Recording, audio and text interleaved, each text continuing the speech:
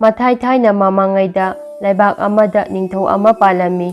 Ningthau adugi machanupa mari poklami. Matamgi yawol matung ina machaching ado nongma nongmagi mapum maray faraktuna achum chakwalaktuna mapum maray faba haibado oiraktuna mayumakay panbagi tanja matam oiraklami. Nongmadi mapa ningthau aduna machaching aduda mahakna mahaki machaching adugi magi nupi thibagi wafam hangdoklami. Matam khara leiraga mapa ningthau aduna machanupa marida asumna phongdoklami. Ichasa, haujikti nakoi nayum nakai panbagi matam tanja yaurakle. Aduna ngasidi nakoi marida karigumba khara haige pukning changna tao. Ngasi napa aina nakoi marida nakoi oiba lambi takani. Yengu ngasi aina pothorakliba ten asi urabara. Ten asina nakoi marigi maigai aina haige munna tao. Tenjay asina taba mafamda layamba nupido nangi oigadabani. Ichanupa ahan nangna awangpangna chatlo. Ichanupa yayma nangna kha thangba maikaida chatlo. Ahum suba nangna nongpok maikai panglo. Asumna mari suba nangna nongchup thangba maikai pangna chatuna nangi taramba mafamda laiba sing ado nangi narabakta tamlamlabani khangu. Asum tongna mapa ningthau aduna tenjay mari kha pothoraktuna maikai marida kapkhirami. Haikhiba mapagi yathang matung inna machaching ado magi khungul lirunaba machanupa ahan awangpangna khongsanaba sem saba hokare. Asumna macha marimak magi khongsat adugidamak sem saba loiduna khongsanaba hokare chatkhare. Asum tongna lakpana machanupa ahan ado awangpangna asum lakpana laibak amada thungkhare. Laibak adugi ningthau amagi kunung yaurabada laibak adugi ningthauna khangle madudi lakliba nupa asi arai ajamba nate ningthau amagi machanupani. Tenjay asina takli warol pumba tenjay aduda hana loina iduna hanana khanglabani. Achum tongna ningthau aduna mahaki machanupi adubu haunabi matung inna awun chawnga tamduna lohombagi thauram mapum phana fajana pangthokna thauram adu loisinkhare. Achum tongna machanupa ani suba amadi ahum suba machasing mathau mangam ningthina pangthoktuna makhoigi tafam thokpa mathau mangam loisinkhare. Aduga machanupa atomba adugidi kamdauri haibabu asum chapana mamai thangda umang amada thungkhare. Asumna asum tenjay leiba mafamdo khanglabada karidi upai lei haiduna wakhal polum oi aigidi mafam asida layu tamkhrawoi khalladuna koilei leiduna yengbada manakta yong ama leibadu urami. Onthokpanida aigi laibak haiduna taksi sonduna awaba khangli.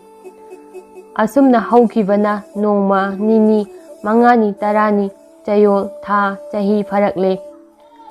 Nongmadi mapabu ningthauna machanupa singi mausing adugi haisingba yengi matagum nangna sajaba ningthau aingonda katkadaba fijet fajaba tanabagi thauram ama pangthokani haiduna ningthauna sagol tomba lami thaduna paujal asi maikai marida pau thakraboire. Paudo hek phangbaga mamau ahum adudi mana haijaba abaron fijet sananabagi akanba thaurang taunarami. Maning tekpa makai kanna hotnarami. Aine heli haisuna matagum angamba thakta ahing tumdaba makai langchak chakjuna fi sananaba kanna hotnarami. Asomdana kamdauri machanupa atombagi nupidi yong oibanina karidi tauni upai leite. Karam tauni haiduna wakhal potlum puduna pothafang khangdana angawbagum chinta tawduna leirami. Mapuroibagi nungsuk nungjanaba matawdu uraga yong ningol karisu haiduna tumin yengduna mapuroibagi aningba apamba asimadi aina thunghanba ngamdrabadi ai hinglubagi kana leite khan yong ningol wakhal khali. Matamdi kanabusu ngaibiyu yadabagum khanghaudana numit tasilakhi. Numidang oirakhi. Ahing nongyai yauruklabada yong ningol mahaki tawfam thokpa mathau pangthoklagi haiduna iru maithajaraga asengba fiseng setlaga mapurabagidamagta mapa ningthau Sorarenda mapuroibana Khomlen Muktungkhun tankraba matung mapa Sorarenbu thamoi sengna kaujaduna asumna thongnijari. He ipa Soraren, ngasidi nachana ipa ningthauda nijari. Nachana asuk kuina yong oduna lairakpagi matam ado loisillatuna taibang miyoiba oinabagi tanja pumpham ado yaurakle. Maram aduna ipa Soraren, nachana ipagi mafamda khurumduna haijari, pinabiyu pina haiba ipana. Nachana figausana thamoi sengna nijari. Hayingi numita ichin inau mari iku ningthaugi fijet laibak miyam marakta changdamnabagi thawrak ama pangthokani hairi. Maram achi leibana ipa ningthauna iku ningthaugidamak fajaraba awaron fijet leiting nachana sajaramba khudima amuktadi leichin komai hangdokpiduna thadabirau haiduna nijari. Khanghaudana mapa Sorarena machagidamak fajaraba fijet leiti kaya khanghaudana malemda mathang thadarakle. Potlamsing asi ubada aigi ipuroibasu soidana harauzaragani khanduna mafam chana paichinduna thamjillaba matungda mapa ningthau Sorarenbu ngangkhoi leitana harauba phongdoktuna leichin komai thingjinki. Nongale mapuroibadi wakhalna nungaijaramde kari thoklagadaba haiduna mathong maram khangdana phumbangnarami. Tanja aduda magi nupi yong ningol aduna ngarang mana thamkiba mapa Sorarena pibirapa potlamsing ado amata chithadana mapuroibagi mangda thamlabada mapuroibado punga hekngakle. Fida amuk yeng magi nupi yongda amuk yeng mapukningda mawon wakhal marang hau ikai nungsi yanana leirami. Haraubagi ngamkhoi leitana mapabunggi manak yauba khanghaude. Mapa ningthaugi manak hek yaubaga mayamba ahumsu yausilakki. Praja miyam machin manau marigi figi fajaba tanabagi yengadabagi mina chikna chaina ngamdaba makhai tilami. Mathang lauthorakle. Ahambada mayambong ahalgi nupina saba firol puthokpa haurakle. Praja punamakna mamong nupi ahalgi fi yengba haukhre. Fajai haiduna hainarami. Mathangda manau nupa yamagi nupigi fisu fajai haiduna hainarami. Ahumsubagisu fisingdo fajai haiduna launay makhoi ahumgi fi yengba loirabada aroibada machanupa atombagi nupigi fi yengba hongnaba hotnarami. Atombagi fi achidi amukta fa ukidri fajai laubana pungnin het ninkhre. Aduki matik fajabana prajasing ado matin taba makhai yengnai. Praja punamak punglang-langi pungnin nilami. Imana pokpadagi admuktasu ukidri haina fi asibu yengba lakpa mipung khudingmakna ngangnai sonai. Asumna fi khuding yengba loirabada mapabu ningthauna praja miyamda asumna lauthoklami. Ngasi pangthokliba fi sabagi athoi ahen tanabagi thauram asida aigi ichanupa atombagi nupina saba pina khwaidagi heli haiduna leibak praja miyamda lauthoklami.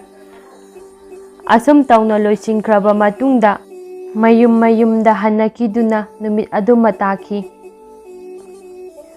Machanupa atomba nongmagi numit amadani mahakna mahakki nupina iru maithajaba ase ngasidi amukta lotna yengi khanduna tumina yenglami.